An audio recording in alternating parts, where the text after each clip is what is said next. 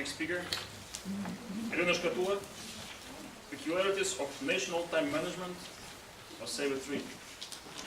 Peculiarities of National Time Management, or Save it 3.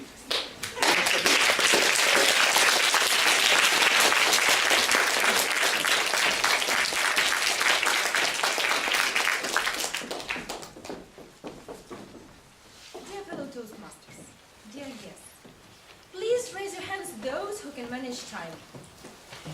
Or who thinks that he can. Okay, I thought so. A lot. I hate to disappoint you. But we are flattering ourselves. Claiming that we can manage time is similar to claiming that we can manage the universe.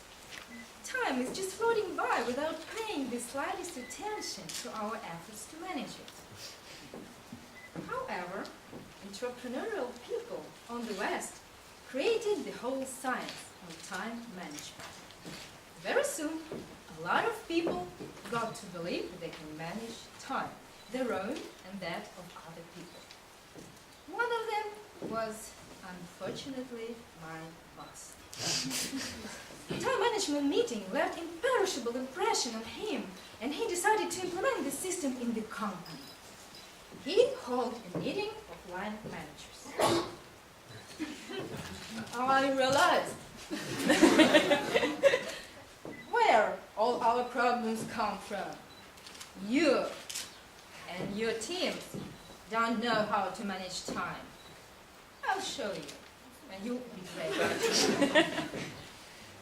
First of all, find out how you spend your time for in minutes.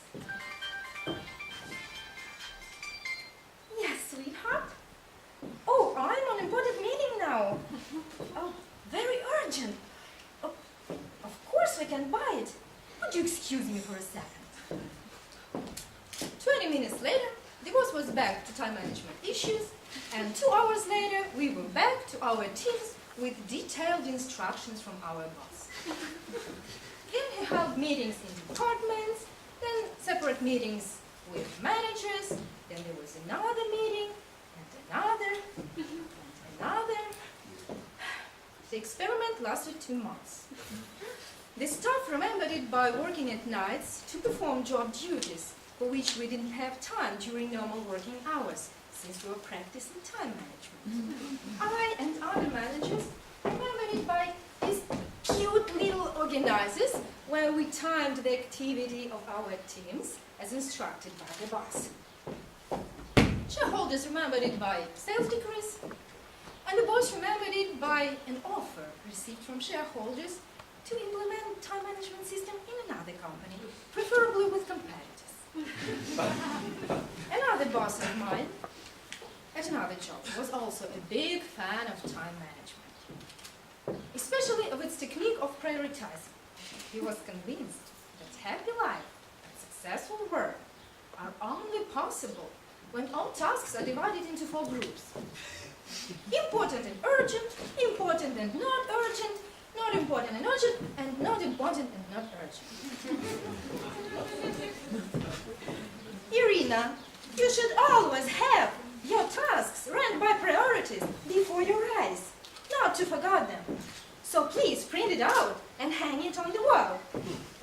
Here, and here, and here.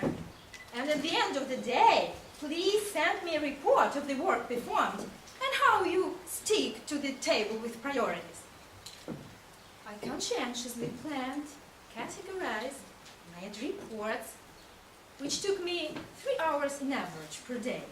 Another hour was spent for rearranging the plan due to newly arriving tasks and printing out the new table, hanging it on the wall, here and here. That was not all.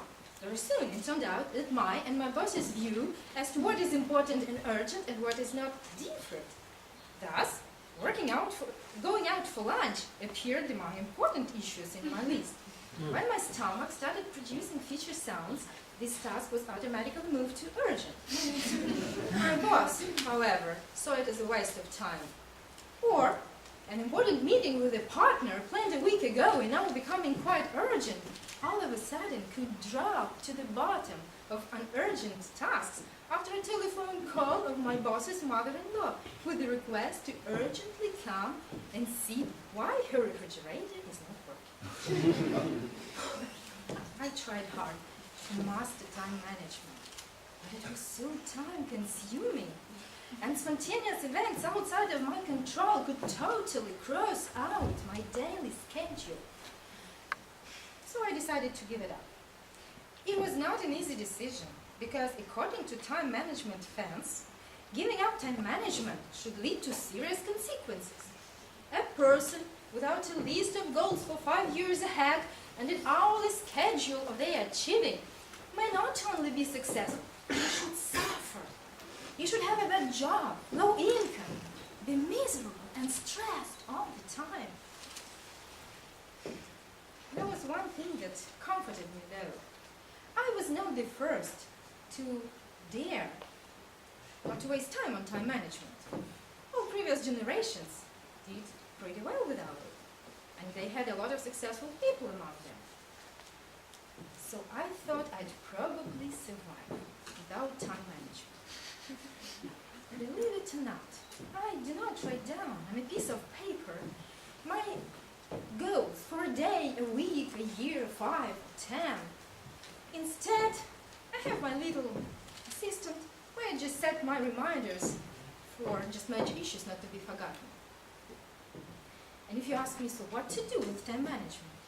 My answer would be, go and try it. If it makes you happier and more organized, good for you. If it doesn't work, like the case is with me, also great. Less paper will be spoiled, more trees will be saved.